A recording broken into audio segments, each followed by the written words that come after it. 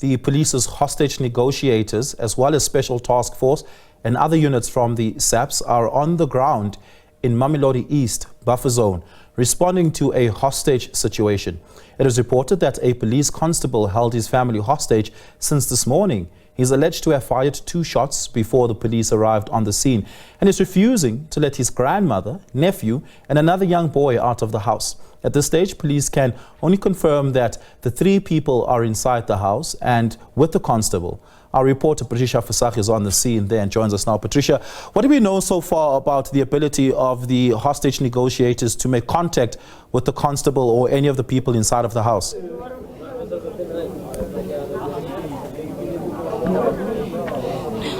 Well, what I can confirm to you is that at this stage there is no breakthrough. The hostage situation continues. Of course, I'm just going to give you a wide shot. You can see the police vehicles. The street is really draped with police this evening. A lot of community members that are also standing by, hoping to see what the outcome of the situation is. It's been happening since around 8 o'clock this morning, and so far, as I said, there hasn't been any breakthrough. But what I can tell you is that the SABC has managed to make contact with the constable. We spoke to him. I spoke to him personally. And we were able to obviously, just find out from him what is happening inside the house, what is he dealing with, and what has brought him to this point of holding his family members hostage. What is he demanding?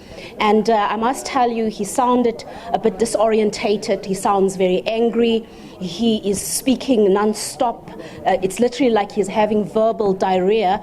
And he did mention that he has a lot on his heart. He has a lot on his head. He talked about, his siblings that he's angry at. He's angry at his whole family. He talked about, some of the things that he wants to expose in his family. He talked about the mother of his children. He talked about DNA tests that needs to be done. So there's a lot that he told us that he demands. But one of the other demands that he made is that he wants his story to go viral. He wants the whole world to know, and he made the demand that he wants to actually see the media presence here. He wants to know whether the media is here. Obviously, you would, if you look at this shot, the house is down the street, so he is unable to actually see whether we are here. So he was just saying that he would like to see whether we are here. At this stage, obviously, you would understand that this is a sensitive situation. There is no way that we can go close by. We have to follow, the orders of the police. We have to abide by the law as the police are trying to do their work. We also managed to speak to his mother, who also sounded very distressed. She told me that she is tired.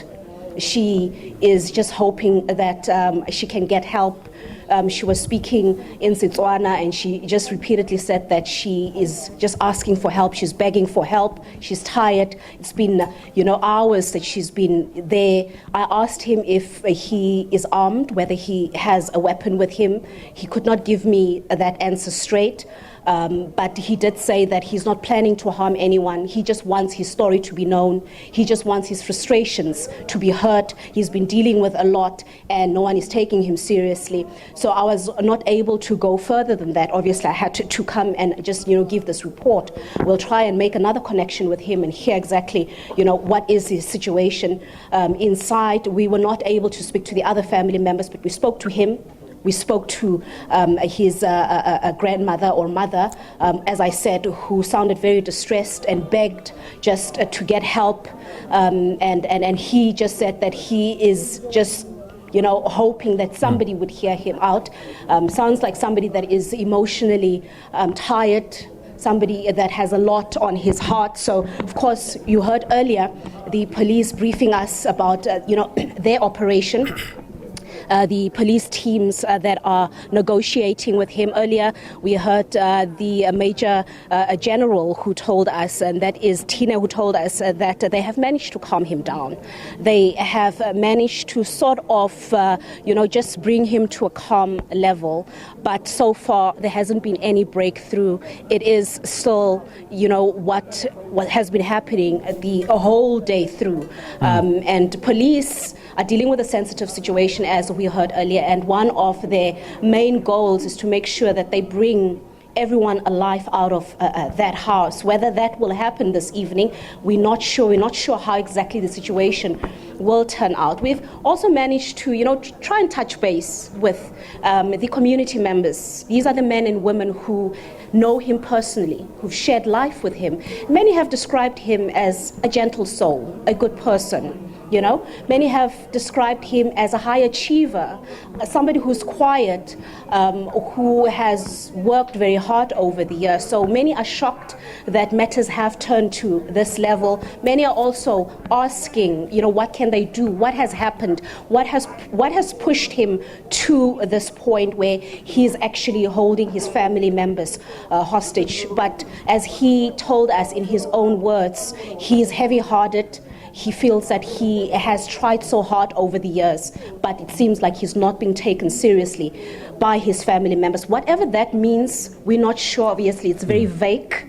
We are unable to really put it into proper context. We'll try and establish another, round of contact with him and try and delve deeper into what exactly he meant by he is being misunderstood. Yeah. What does his mom understands that to mean? What context is his mom able to add to his framing of what led to this? That is to say that he's tired, has grown tired of his family not taking him serious. What does his mom understand that to mean?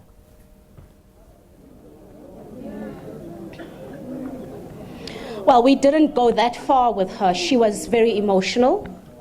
She said she's tired, and you would understand, we're talking about a senior citizen here. She's being held hostage. It's been, over 12 hours now, so we didn't have enough time. It was literally a couple of seconds that he allowed her to speak, but she just, cried out for help, said that she's tired, she's exhausted, she's hungry as well, and she's just hoping that the police or whoever else can, extend help and get her out of the house. As I said, we were not able to have conversation with the other people in the house, so we're not even sure if the 18-year-old is in a good condition, good status. We're unable to speak to him, but we did speak to the mother, and she just told us about her fatigue and pleaded for help, and thereafter obviously he cut off the conversation and we continued speaking to him. So we don't know what does he mean by he is exhausted emotionally and he has tried and no one takes him seriously. We do not know what does that mean.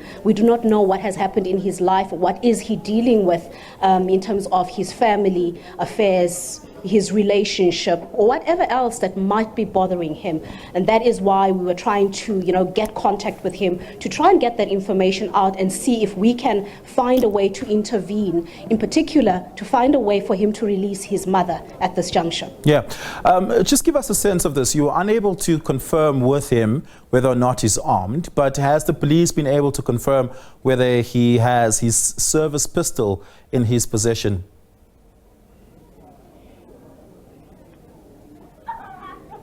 Well, the police were not very clear with that detail.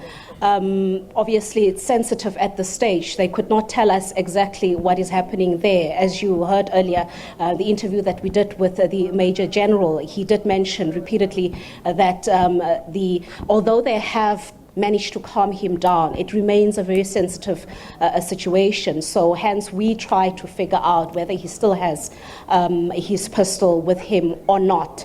We did ask his mother as well. She was not able to answer that particular question. As I said, she was emotional. She was, crying out for help. So we're not sure exactly what is happening. We'll try and get that information for you and to bring you the exact details in terms of what's happening in that house. As I said, he also sounds very disorientated. He speaks non-stop. He sounds like somebody there's like literally a lot flooding through his mind at the same time. Or maybe that's just his personality. I don't know if that is how he is, but he speaks non-stop. We try to interject, we try to calm him down to just, give him some sort of a structure to follow our questions so that he can answer them directly, so that we can get a pattern of what we're dealing with. But that didn't work out so well, but that which we managed to establish, we were able to absorb from him. Does the negotiating team on the ground there have with them a psychologist, a therapist, or a social worker that can assist them in that sort of breakthrough?